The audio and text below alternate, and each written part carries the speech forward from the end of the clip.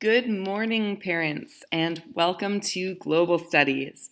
I am Miss Rhiannon Salter, and I'm very sad not to be there with you today, but I am in a wedding. I am very excited to meet you another time.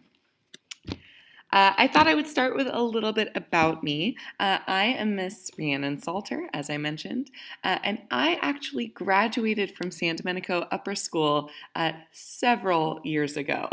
Uh, I then went on to attend UC Berkeley, where I was a member of the rowing team, the crew team, where we won a national championship.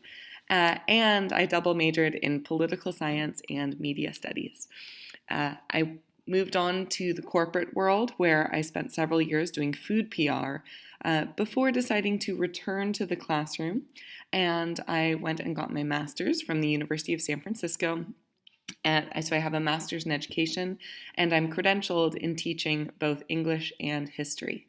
I have experience teaching at both Convent of the Sacred Heart High School in San Francisco and Mercy Burlingame down the peninsula. So you might be wondering, what is global studies?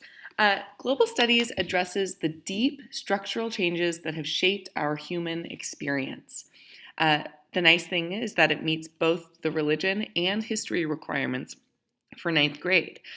So in front of you, you should have a printed copy of the syllabus, and you'll see that this has all the details on the first page, a full course description, and then several of the essential questions that we'll be using to guide our inquiry this semester. Towards the end of the syllabus, you'll see the classroom policies, student expectations, the technology iPad policy, as well as my grading policies. We've reviewed this in detail with all of the students, so they have seen this. But if you have any questions, please don't hesitate to contact me. My email address is on the first page, rsalter@sandomenico.org.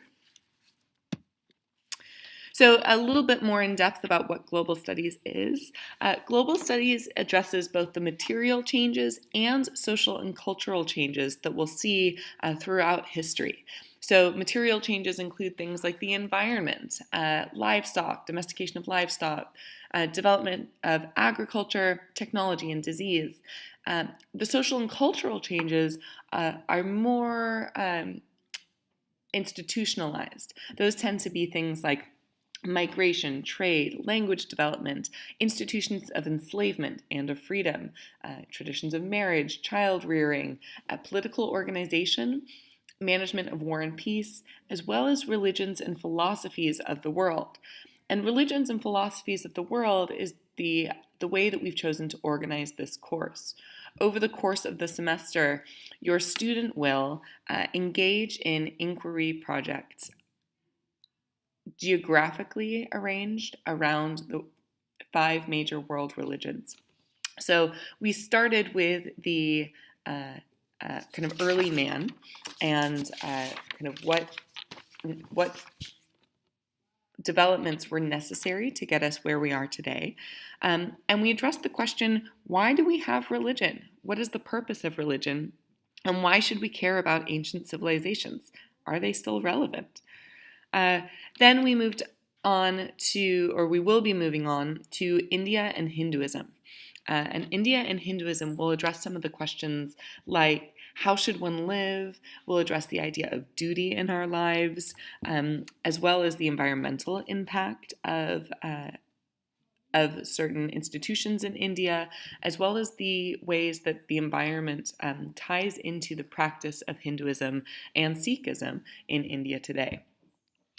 Then we move on to China and Buddhism, and we'll also look at Confucianism and Taoism, and we'll address the question, to what extent did Taoism, Buddhism, and Confucianism shape Chinese history and culture, and how are nature and spirituality intertwined?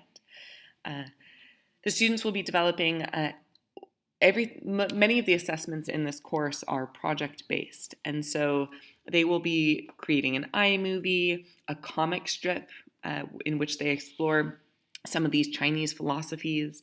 They'll be doing a research paper and a group research presentation around India, India's polluted rivers, as well as Indian deities.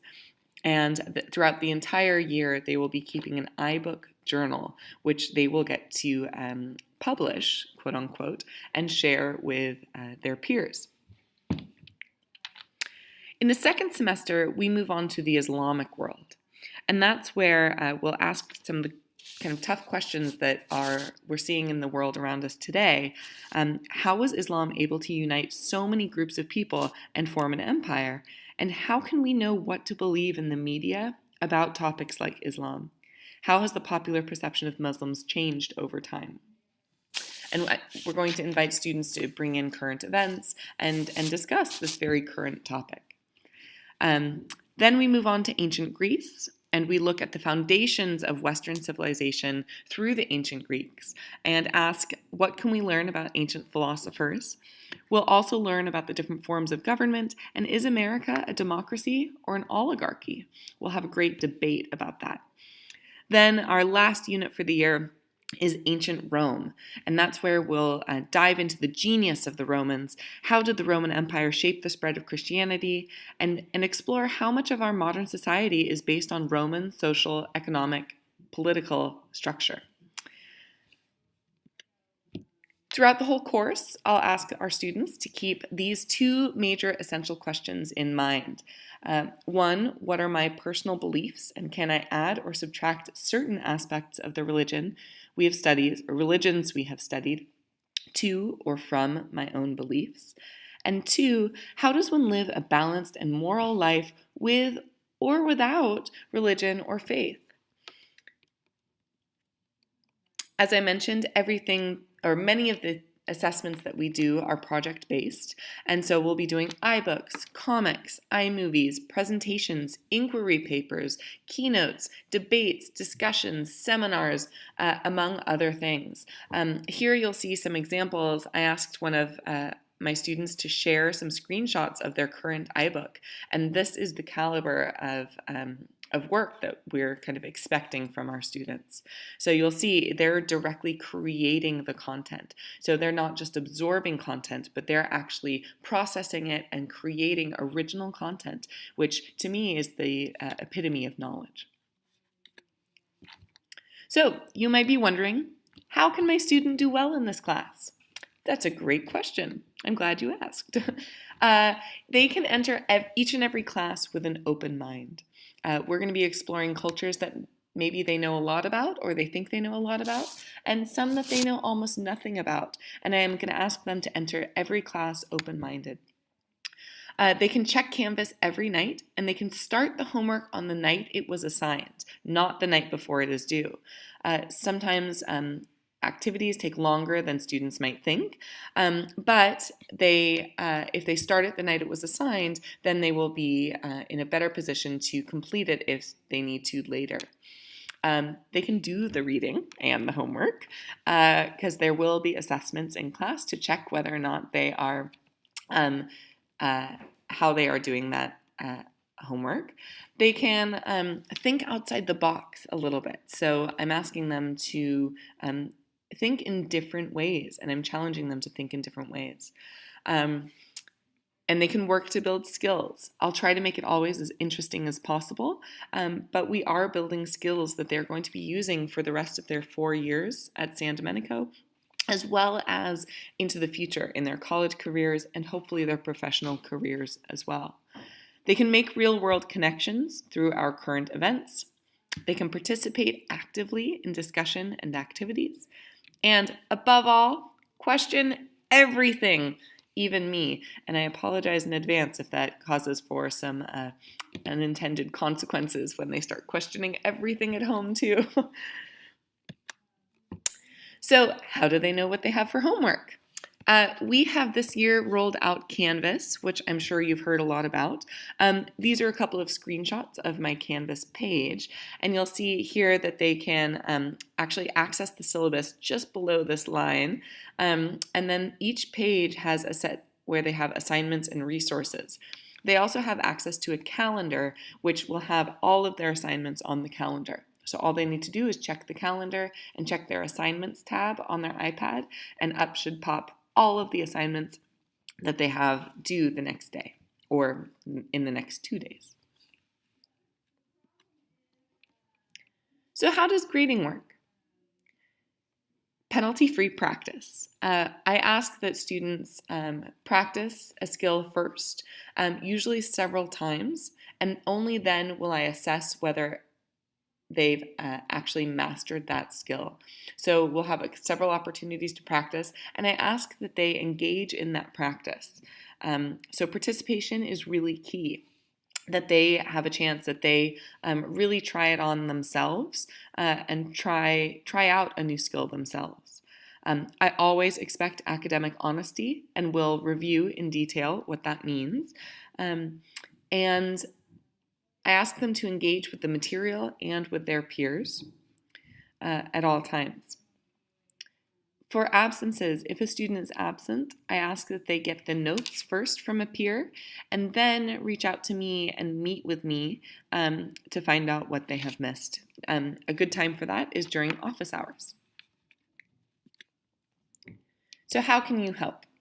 You can ask your student about what he or she is learning in class. The more ways that they're able to describe what they're learning in class to you, hopefully the better able they are to process the wealth of material that we have in this class. You can help make connections. If you hear of a current event that has to do with any of the topics that we're studying in class, please share it with your student.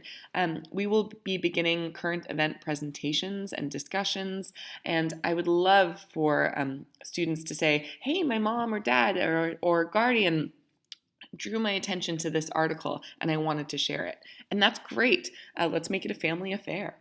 And also, please challenge your students to speak up. The more ways that they're able to share their ideas in class, again, the better able they are to process the material.